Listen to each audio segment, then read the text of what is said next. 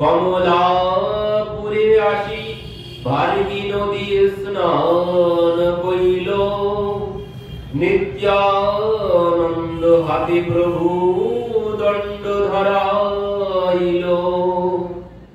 কপতেশ্বর দেখিতে গেলা ভক্তগণ সঙ্গে, এথা নিত্যানন্দ প্রভু কইল দণ্ড ভঙ্গে। তো সন্ন্যাসের পর মহাপ্রভু নীলাচলে চলেছে। তো এখানে যেতে যেতে কি হয়েছে বলছেন, যখন সেই কমলাপুরে আসি প্রভু ভার্গী নদীতে স্নান করতে গেছেন, দণ্ডটা নিত্যানন্দ প্রভুর হাতে দিয়ে। তো এই দণ্ড তিনি নিত্যানন্দ প্রভুর হাতে দিয়েছেন। নিত্যানন্দ প্রভু এই দণ্ড পেয়ে দণ্ডের সাথে কথাও বলেছেন। দণ্ডের সাথে কথা বলার পর কি করেছেন, সেই দণ্ড ভেঙে ভার্গী নদীতে ভাসিয়ে দিয়েছেন। কেন ভাসিয়ে দিয়েছেন? নিত্যানন্দ প্রভু মহাপ্রভুর দণ্ড ভাসিয়েছেন এই জন্যে, এই দণ্ড সন্ন্যাসীর এই দণ্ড কেন নিতে হয়? সন্ন্যাসীর যে দণ্ড দেয়, তো এই দণ্ড হাতে রাখে দেখতেন। তো এই দণ্ড কেন নিতে হয় সন্ন্যাসীর? বলছেন এই দণ্ডের প্রতীক কি? এই দণ্ডের প্রতীক সন্ন্যাস। আমি যে সন্ন্যাস নিয়েছি, তো সন্ন্যাসীকে দণ্ড দেওয়া হয়। আগের দিনে 3টি করে দণ্ড দেওয়া হতো, এখনকার দিনে একটা করে। শঙ্করাচার্যের আগে পর্যন্ত 3টি করে দণ্ড দেওয়া হয়েছে। শঙ্করাচার্য এসে সেই 3টির জায়গায় 1টি করে দিয়েছে। তো এই দণ্ড কেন দিতে হয়? বলছেন এই দণ্ড এই জন্য দিতে হয়, কারণ এই দণ্ড হচ্ছে 3 দণ্ড। কিসের প্রতীক? বলছেন 3 দণ্ড হচ্ছে, একটি হচ্ছে বাক্য, আর একটি হচ্ছে দেহ, আর একটি হচ্ছে মন। এই 3টির প্রতীক হচ্ছে 3টি দণ্ড। একটি হচ্ছে বাক্যের দণ্ড, একটি হচ্ছে দেহের দণ্ড, আর একটি হচ্ছে মনের দণ্ড। এই 3 জনাকে দণ্ড দিতে হবে সন্ন্যাস নেওয়া মানে। এই 3 জনাকে দণ্ড দিতে হবে। কাকে? বাক্যকে দণ্ড দিতে হবে, আর দেহকে দণ্ড দিতে হবে, আর মনকে দণ্ড দিতে হবে। এটা স্মরণ করিয়ে দেওয়ার জন্য, যাতে ভুলে না যায়, তার জন্য হাতে এই 3টির জন্য 3টি প্রতীক ধরিয়ে দেওয়া হয়, যে সর্বক্ষণ হাতে করে রাখলে মনে থাকবে যে কি জন্য এই লাঠি আমার হাতে আছে, কি জন্য আছে। বলছেন প্রথম দণ্ড হচ্ছে বাক্যের দণ্ড। আমি সন্ন্যাস নিয়েছি, সন্ন্যাস নেওয়ার পরে আমাকে বলছেন মৌনতা হচ্ছে বাক্যের দণ্ড। মৌনতা হচ্ছে বাক্যের দণ্ড। কথা সর্বক্ষণ তো বক বক করেই চলেছে, তো যতক্ষণ কথা না বললাম ততক্ষণই হচ্ছে বাক্যকে দণ্ড দেওয়া হবে। কথা বলবো না, আর কি শুধু কথা বলবো না বললে হবে না। বলছে আকথা কুকথা তো বললেই চলবে না। যেটুকু দরকার প্রয়োজনীয় যে কথা, সন্ন্যাসীর ক্ষেত্রে যদি মুখে খারাপ কথা, কোনো গালি উচ্চারণ হয়ে যায়, সেটাও কি হয়? বলছে মুখ অপবিত্র হয়ে যায়। যারা খ্রিস্টি নামে কথা বলতে পারে না অনেকে আছে, কিন্তু সন্ন্যাসী যদি এমন করে ফেলে, তাহলে বুঝতে হবে তিনি এখনো বাক্যকে দণ্ড দিতে পারেননি। ওই বাক্যকে দণ্ড দিতে হবে, কোনো প্রয়োজনের বেশি কথা বলা চলবে না। এই হচ্ছে বাক্যের দণ্ড। আর কি বলছেন? দেহের দণ্ড। দেহের যে ধর্ম আছে, দেহের একটা স্বাভাবিক ধর্ম আছে, তো সেই ধর্মকেও দণ্ড দিতে হবে। দেহের স্বাভাবিক ধর্মকে দণ্ড দিতে হবে। আর কি? মন। মন কত রকম ভেবে বেড়াচ্ছে। আমাদের মন কত জায়গায়, এখানে বসলেও মন কত জায়গায় ছুটে বেড়াচ্ছে, কিন্তু সন্ন্যাসীর জন্য এটা নয়।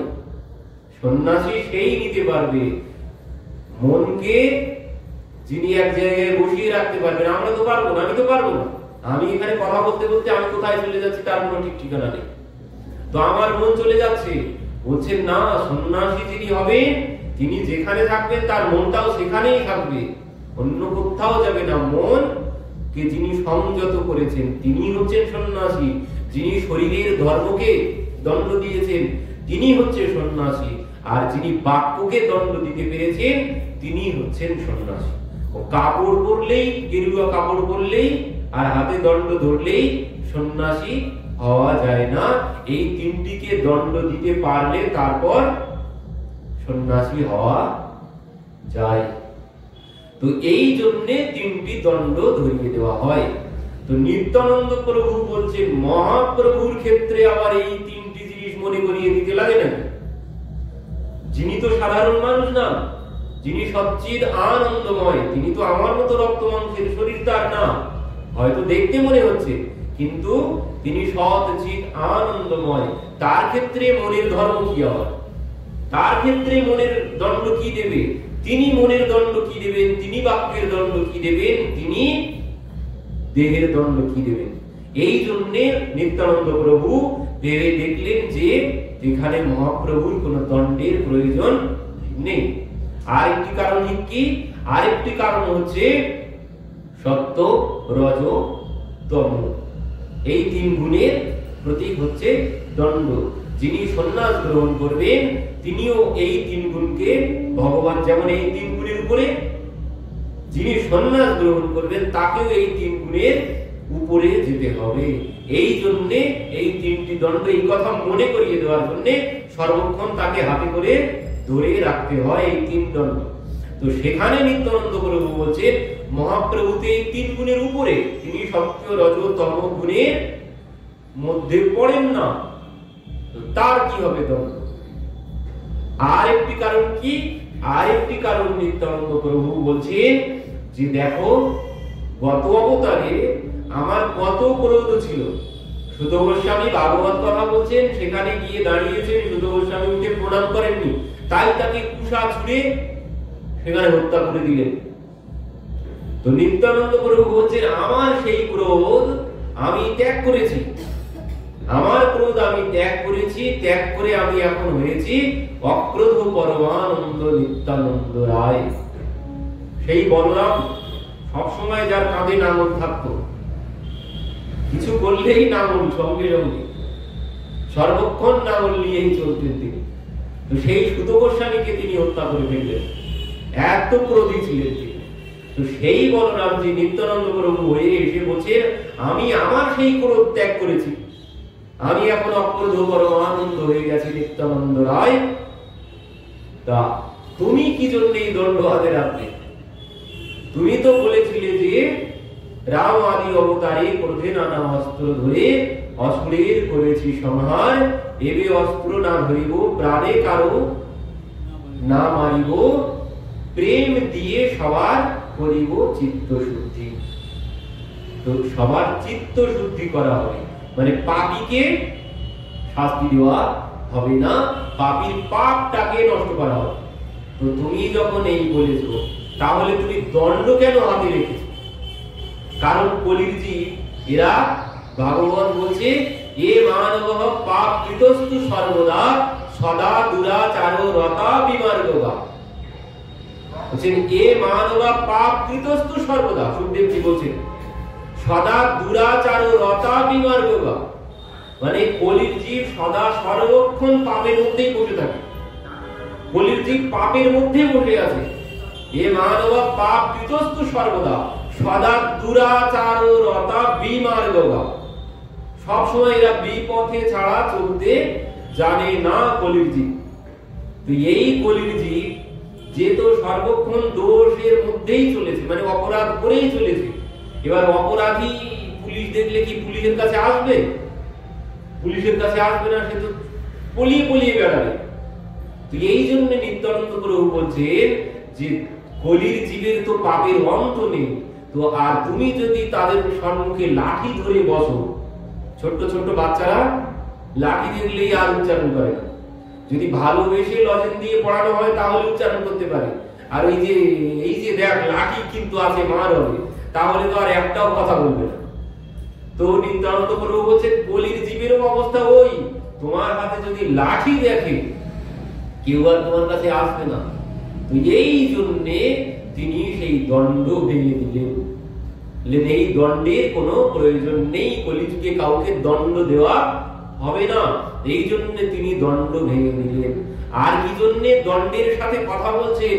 যে দণ্ড আমি যাকে বয়ে নিয়ে চলেছি সে তোকে বয়ে নিয়ে চলছে। আমি বলরামজি নিত্যানন্দ প্রভু, তো নিত্যানন্দ প্রভু তিনি তো এই ধরণীধর, এই ধরণীকে তিনি ধরে রেখেছেন, তিনি সংকর্ষণ, তিনি বলরাম, তিনি লক্ষ্মণজি, তো তিনি এই ধরণীকে ধরে রেখেছেন। তো আমি যাকে ধরে রেখেছি মহাপ্রভুকে, যিনি বিশ্বম্ভর, একজন বিশ্বম্ভর আর একজন ধরণীধর, একজন বিশ্বকে ধরে রেখেছে আর একজন এই ধরণীকে ধরে রেখেছে নিত্যানন্দ প্রভু। আর মহাপ্রভু যিনি বিশ্বম্ভর, যিনি বিশ্বকে ধারণ করে রেখেছে। তো এই নিত্যানন্দ প্রভু বলছেন, তোর এত বড় সাহস, তুই আমি যাকে ধরে রেখেছি তুই তার হাতে চলেছিস, সে তোকে বয়ে নিয়ে চলছে, তুই এত উপরে উঠে গেছিস, আমি যাকে বয়ে নিয়ে চলেছি তুই, সে তোকে বয়ে নিয়ে চলছে, মানে তুই কত উপরে উঠেছিস, তো দেখি তোর কেমন শক্তি, পরীক্ষা দিতে হবে বলে সেই দণ্ডকে তিনি চাপ দিয়ে যেই ধরেছেন, দণ্ড সঙ্গে সঙ্গে ভেঙে তিন খণ্ড হয়ে গেছে। তো নিত্যানন্দ প্রভু সেই দণ্ড তিনটি ভার্গী নদীর জলে ভাসিয়ে দিয়েছেন। তো পরবর্তীতে মহাপ্রভু যখন বলছেন, নিত্যানন্দে প্রভু কহে দেহ মোর দণ্ড, নিত্যানন্দ কহে দণ্ড হইল তিন খণ্ড, প্রেমাবেশে পড়িলে তুমি তোমারে ধরিলু, তোমা সহ সেই দণ্ড উপরে পড়িলু। বলছেন তুমি তো প্রেমাবেশে চলছিলে, তো তুমি পড়ে যাচ্ছিলে, তো আমি তোমাকে ধরতে গিয়েছিলাম, গিয়ে দুইজনাই সেই দণ্ডের উপরে পড়ে গিয়েছি। সেই দণ্ড আমাদের দুইজনের ভার রাখবে কি করে? আমি ধরণীধর আর তুমি বিশ্বম্ভর, তো আমাদের দুইজনের ভার সে রাখতে পারেনি, সে ভেঙে গেছে। তো সেই জন্য সে কোথায় ছড়িয়েছে, গিয়ে পড়ে গেছে, আমি আর কোনো খেয়াল রাখিনি, নিত্যানন্দ প্রভু বলছেন। আর এই কথা যেই বলছেন, মহাপ্রভু বলছেন, দুজনার ঘরে দণ্ড হইল খণ্ড খণ্ড, সেই খণ্ড কাহা পড়িল কিছু নাহি জানিল, মোর অপরাধে তোমার দণ্ড হইল খণ্ড, সেই খণ্ড হয় মোর কত করতার দণ্ড। বলছেন এই হচ্ছে আমার অপরাধ, তুমি যদি আমাকে দণ্ড দিতে চাও তো শাস্তি দিতে পারো। তো এবার মহাপ্রভু বলছেন, শুনি প্রভু মনে কিছু দুঃখ প্রকাশিলা, ঈষৎ ক্রোধ করি কিছু সবারে কহিলা, নীলা চলে আনিয়ামা সবে হিত কইলা, সবে দণ্ড ধন ছিল তাহা না রাখিলা। শুনি প্রভু মনে কিছু দুঃখ প্রকাশিলা। তো প্রভু ক্রোধ করেছেন, ক্রোধ করে বলছেন, নীলা চলে আনি আমা সবে হইল, সবে হিত কইলা, সবে দণ্ড ধন ছিল তাহা না রাখিলা। বলছেন আমার ওই একটাই সম্পদ ছিল, দণ্ড, তো সেই দণ্ডটাও আমাকে নীলাচলে এনে তোমরা সেই দণ্ডটাও এইভাবে নষ্ট করে দিলে। তো ঠিক আছে, মহাপ্রভু রেগে গিয়ে বলছেন, তুমি সব আগে যাবো ঈশ্বর দেখিতে, কিবা আমি আগে যাই না যাব সহিতে। বলছেন হয় তোমরা আগে যাবে, না হলে আমি আগে যাব, তোমরা পেছনে যাবে, একসাথে আর যাব না। তো এই কথা যেই বলেছেন, মুকুন্দ দত্ত কহে প্রভু তুমি চলো আগে, আমার সব পাছে যাব নাহি যাব সঙ্গে। তো মুকুন্দ দত্ত বলছেন, প্রভু তুমি আগে যাও, আমরা তোমার পিছে যাই। আমরা তোমার আগে যাব কি করে? আমরা মহাজন এর গতস্য পন্থা, যে মহাজন যে পথে যায় আমরা সেই পথে গমন করি। তো প্রভু আমরা তোমার পেছনেই যাব, আমরা তোমার আগে যেতে পারবো না, তুমি আগে যাও। এই যে এখানে কবিরাজ গোস্বামী বলছেন, কেহ কেনে দণ্ড ভাঙে তোহে কেন ভাঙাই, ভাঙাইয়া কেনে ক্রুদ্ধ ইহত বলছেন, ইহ কেন দণ্ড ভাঙে, তেহ কেন দণ্ড ভাঙায়, ভাঙাইয়া কেন ক্রুদ্ধ, ইহ তো দোষায়। বলছেন ইহ কেন দণ্ড ভাঙে, নিত্যানন্দ প্রভু কেন দণ্ড ভাঙলেন, আর তেহ কেন ভাঙায়, এই যে দণ্ড ভাঙার লীলা হয়েছে, বলছেন নিত্যানন্দ প্রভু কেন ভেঙেছেন, আর এই দণ্ড তোহে কেন ভাঙায়, বলছেন মহাপ্রভু নিত্যানন্দ প্রভুকে দিয়ে ভাঙিয়েছেন এই দণ্ড, কারো সাধ্য নেই। বললেন নিত্যানন্দ প্রভুকে দিয়ে মহাপ্রভু ভাঙিয়েছেন এই দণ্ড। তারপর কি বলছেন, ভাঙাইয়া কেন ক্রুদ্ধ, ইহ তো দোষায়। বলছেন আবার নিজেই ভাঙিয়েছেন নিত্যানন্দকে দিয়ে, আবার তিনি তাকে দোষারোপ কেন করছেন। কি বলছেন, দণ্ড ভঙ্গ লীলা এই পরম গভীর, সেই বুঝে দোহার পদে যার ভক্তি ধীর। বলছেন এই যে দণ্ড ভঙ্গের লীলা, সেই বুঝতে পারবে যার মহাপ্রভুর চরণে দৃঢ় ভক্তি আছে, সেই বুঝতে পারবে, অন্য কেউ বুঝতে পারবেন না।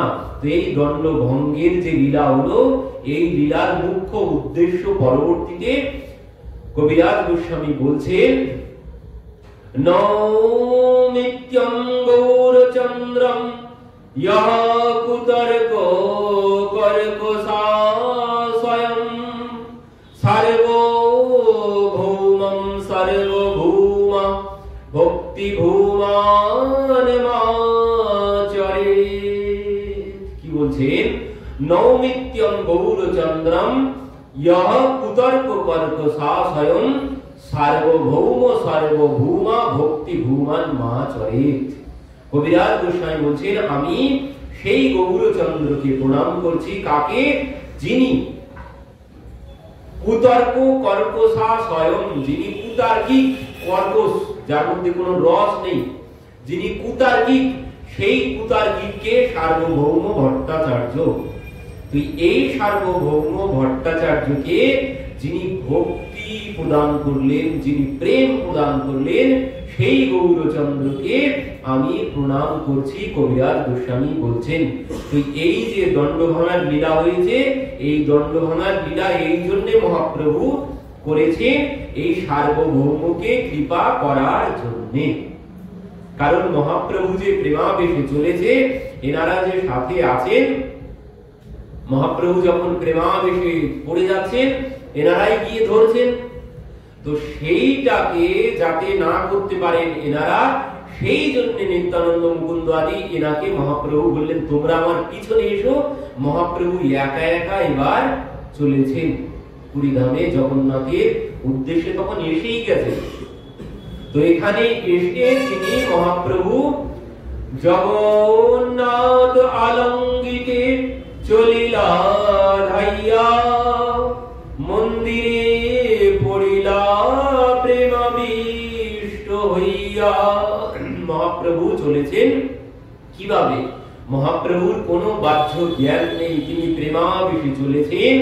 কাহা করু কাহা পাও, কাহা করু কাহা পাও ব্রজেন্দ্র নন্দন, কাহা মোর প্রাণনাথ মুরলী বদন। ওই একটাই তার বাসনা, কোথায় আমার সেই ব্রজেন্দ্র নন্দন, কোথায় আমার মুরলী বদন। কাহারে কহিব কথা, কেবা জানে মোর দুঃখ, ব্রজেন্দ্র নন্দন বিনু ফাটে মোর বুক। মহাপ্রভুর এই ভাব, অন্য কোন দিকে কোনো লক্ষ্য নেই। হরি দর্শন কো প্যাসি আখিয়া, হরি দর্শন কো প্যাসি देखन चाहतो कमल नयन को, देखन चाहतो कमल नयन को, निशिदिनी रहतो उदासी अखियां, हरि दर्शन को प्यासी। এই অন্য কোন পিপাসা নেই, তিনি ভাবে বিভোর হয়ে চলেছেন। তো চলতে চলতে তিনি জগন্নাথের মন্দিরেও এসে উপস্থিত হয়েছেন। জগন্নাথকে দেখে তিনি জগন্নাথকে জড়িয়ে ধরতে গিয়েছিলেন। এবার জড়িয়ে ধরার আগেই তিনি সেখানে মূর্ছিত হয়ে পড়ে গেছেন। জগন্নাথের পান্ডারা মহাপ্রভুকে ধরতে যাচ্ছেন, কেউ তো মারতে যাচ্ছে। এই অবস্থা দেখে সেখানে কি হয়েছে, দৈবে সার্বভৌম তাহা করেন দর্শন, পরিছা মারিতে তোহে কইল নিবারণ। বলছেন পান্ডারা মারতে গিয়েছিল মহাপ্রভুকে, সেখানে সার্বভৌম ভট্টাচার্য মহাপ্রভুর কৃপাতেই তিনি ওই সময়ে এসে ওখানে মন্দিরে উপস্থিত হয়েছেন। সার্বভৌম দেখেই সঙ্গে সঙ্গে তাদেরকে শান্ত করলেন। তো এই যে সার্বভৌম, যাকে মহাপ্রভু কৃপা করেছেন, যিনি ছিলেন নীরস কর্কশ, এনাকে সরস করার জন্য মহাপ্রভু ওনাদেরকে সবাইকে পিছনে ছেড়ে রেখে এসেছিলেন। তো এই সার্বভৌম ইনিকে ওই উদ্ধবের মতো, কৃষ্ণ লীলায় যে উদ্ধব ছিলেন, উদ্ধব যেমন তার মধ্যে তিনি জ্ঞানী পণ্ডিত, তো ইনিও ঠিক ওই উদ্ধবের মতো জ্ঞানী পণ্ডিত। এনার মধ্যে কোনো রস কষ ছিল না, পণ্ডিতের মধ্যে কোনো রস কষ প্রেম কোনো কিছু থাকে না, তো এনার মধ্যে ওই একই অবস্থা ছিল। তো সেই সার্বভৌমকে উদ্ধবের মতো, গোপীরা যেমন উদ্ধবকে প্রেম দান করলেন, ঠিক মহাপ্রভু এই সার্বভৌম ভট্টাচার্যকে প্রেম দান করলেন। তো এই সার্বভৌম ভট্টাচার্য ইনি ছোটবেলায় পণ্ডিত ছিলেন না, মহামূর্খ ছিলেন ছোটবেলায়। এনার পিতার নাম হচ্ছে বিশারদ। ইনি বিশারদ মানে নাম বিশারদ নয়, তার পদবিটাই, মানে ওটাই তার উপাধি, সেটাই নাম হয়ে গেছে বিশারদ, মানে বড় পণ্ডিত তিনি। তো এই বিশারদের পুত্র হচ্ছেন সার্বভৌম। তো ইনি ছিলেন মূর্খ, বাসুদেব এনার নাম। তো এই সার্বভৌম ভট্টাচার্য এত মূর্খ ছিলেন, বাবা সকালবেলা যদি পড়ান ক, সন্ধ্যাবেলা গিয়ে যদি বলে বলতো সকালবেলা কি পড়িয়েছি, বলে দন্ত স, এমন অবস্থা। তো বাবা একদিন বিরক্ত হয়ে বলছেন, এমন ছেলে মরে যাওয়ার থেকে, বেঁচে থাকার থেকে মরে যাওয়া ভালো। বলছেন এর মুখে এমন কথা বলেননি, বলেছেন এর মুখে ছাই পড়ুক, এমন ছেলের মুখে ছাই পড়ুক। এই কথার অর্থ হচ্ছে এমন ছেলে বেঁচে থাকার থেকে মরে যাওয়া ভালো। আর এই কথা ওনার মা শুনেছে, মা শুনে ভাবছেন সহজ সরল, মা ভেবেছে হয়তো ছেলেকে ছাই দিতে বলেছে। মা কি করেছে, প্রত্যেক দিন ওই থালায় করে, ভোজনের থালায় যেমন লবণ দেয়, ঠিক ওই লবণের মতো খানিকটা করে ছাই। একদিন জিজ্ঞাসা করছে, মা তুমি আমার থালায় এইভাবে ছাই দাও কেন? তোর বাবা বলেছে। আমার বাবা বলেছে ছাই দিতে, কাউকে কোনোদিন কেউ ছাই খেতে দেয়? তো বাবা কি বলেছে? বলছে তোর বাবা এই কথা বলেছে, এমন ছেলের মুখে ছাই পড়ুক। আমি ভেবেছি তোকে ছাই দিতেই বলেছে, সেই জন্য আমি ছাই। তখন ও বুঝতে পেরেছে বাবা কি বলতে চেয়েছে। কাউকে কিছু না বলে বেরিয়ে পড়েছে। বলছে এই জীবন আর রাখবো না, বাবা আমার জন্য এত কষ্ট পাচ্ছে, আমি মরবো। তো সেই জন্য তিনি বনের মধ্যে চলে গেছেন, গিয়ে মরতে গেছেন। সেখানে এবার যেই জলে ঝাঁপ দিতে গেছেন, ঝাঁপ দিতে গিয়ে কি হয়েছে, ওই পেছন দিক থেকে কেউ যেন ডাক দিয়েছেন, বাসুদেব বলে ডাক দিয়েছেন। এবার যেই ডাক দিয়েছেন, ইনি পেছন থেকে তাকিয়েছেন, দেখছেন একজন অপরূপা সুন্দরী দেবী পেছনে দাঁড়িয়ে আছে। এবার কে আপনি? তো বলছে বাসুদেব তুই বাড়িতে চলে যা। সেই দেবী বলছেন বাসুদেব তুই বাড়িতে চলে যা, তুই প্রাণ ত্যাগ করিস না। কেন? আপনার কথা মতো আমি বাড়িতে যাব কেন? আপনার কথা মতো আমাকে বাড়ি যেতে হবে কেন? বাসুদেব তুই বাড়িতে চলে যা। তো বলছেন না আমি বাড়িতে যাব না, আমি মরতে এসেছি। তুই মরতে এসেছিস কেন? বলছেন আমি মূর্খ তাই মরতে এসেছি। তো তুই কি এখন মূর্খ আছিস? আর যেই বলেছেন এই কথা, সঙ্গে সঙ্গে দেখছেন পূর্বে বাবা এতদিন ধরে যা যা পড়াতো সব গড়গড় করে মনে পড়ে যাচ্ছে। যে এবার বাড়ি যা। না তাও বাড়ি যাবো না। কেন? বলছে বাড়ি গেলে যদি ভুলে যাই আবার, এই জন্য বাড়ি যাবো না, আমি মরবই, আজ মরতেই এসেছি। তখন সেই দেবী বলছেন তুই কি বলতে চাইছিস বলতো? বলছেন আমি বাড়িতে যেতে পারি যদি আপনি আমার সাথে যান, কারণ আপনি তো এখন আপনাকে দর্শন করেছি তাই সব মনে পড়েছে। যেই বাড়িতে চলে যাব আপনাকে তো আর পাবো না, যদি সব ভুলে যাই। তো আপনি যদি বাড়িতে যান আমি বাড়িতে যেতে পারি। তো সেই দেবীকে তিনি বাড়িতে নিয়ে এলেন, নিয়ে এসে প্রতিষ্ঠা করলেন, প্রতিষ্ঠা করে সেই দেবীর সেবা করতেন। সেই দেবীর নাম দিলেন কি? পড়ুয়াদের মা। এই দেবী কোথায় আছে বলুন তো? কেউ চেনেন এই দেবীকে? পড়ুয়াদের মা এই দেবীর নাম দিয়েছেন। তো এই দেবী পরবর্তীতে ইনি হয়েছেন পোড়া মা, পোড়া মা তলা। ওই পড়ুয়াদের মা ওই পরিবর্তন হতে হতে পোড়া মা হয়ে গেছে। সহজ করে নিয়েছি, পোড়া মা, পড়ুয়াদের মা না বলে এখন ওই পরিবর্তন হতে হতে এটা পোড়া মা তলা হয়ে গেছে। তো ওইখানেই তিনি এই দেবীকে প্রতিষ্ঠা করেছিলেন। তো এবার থেকে সেই বাসুদেব সার্বভৌম ভট্টাচার্য, তো এই বাসুদেব সার্বভৌম ভট্টাচার্য পরবর্তীতে গেলেন মিথিলাতে। মিথিলাতে তিনি দর্শন শাস্ত্র অধ্যয়ন করলেন। অধ্যয়ন শেষে ফিরে আসবেন। তো বলছে তুমি ফিরে গিয়ে কি করবে? ওখানকার যারা শিক্ষক ছিলেন তারা বলছে তুমি ফিরে গিয়ে কি করবে, কারণ এখান থেকে কোনো গ্রন্থ তুমি পুঁথি একটাও নিয়ে যেতে পারবে না, গিয়ে কোনো লাভ হবে না। যা কিছু করতে হবে এখানেই করতে হবে, এখানে থেকে যা কিছু করো করো। তো বলছে বাড়িতে যাব। তো বাড়িতে গিয়ে কি করবে? তুমি তো কোনো কাজে লাগাতে পারবে না কোনো বিদ্যা, কারণ পুঁথি তো এখান থেকে একটাও নিয়ে যেতে পারবে না। তো তখন বলছে পুঁথি কি শুধুমাত্র ওই কাগজের উপরে ছাপা হয়? পুঁথি হৃদয়েও ছাপা হয়। তো ওই পড়ুয়াদের মায়ের কৃপায় সেখানে বলছেন যা যা এতদিন ধরে পড়েছে গড়গড় করে সব বলে দিচ্ছে। যা যা পড়েছে সমস্ত কিছু সব হৃদয়ে চিত্তে সমস্ত পুঁথি ছাপা হয়ে গেছে। তো এই জন্যে এনার সেখানে উপাধি হলো বাসুদেব সার্বভৌম ভট্টাচার্য। তো ইনি বড় পণ্ডিত।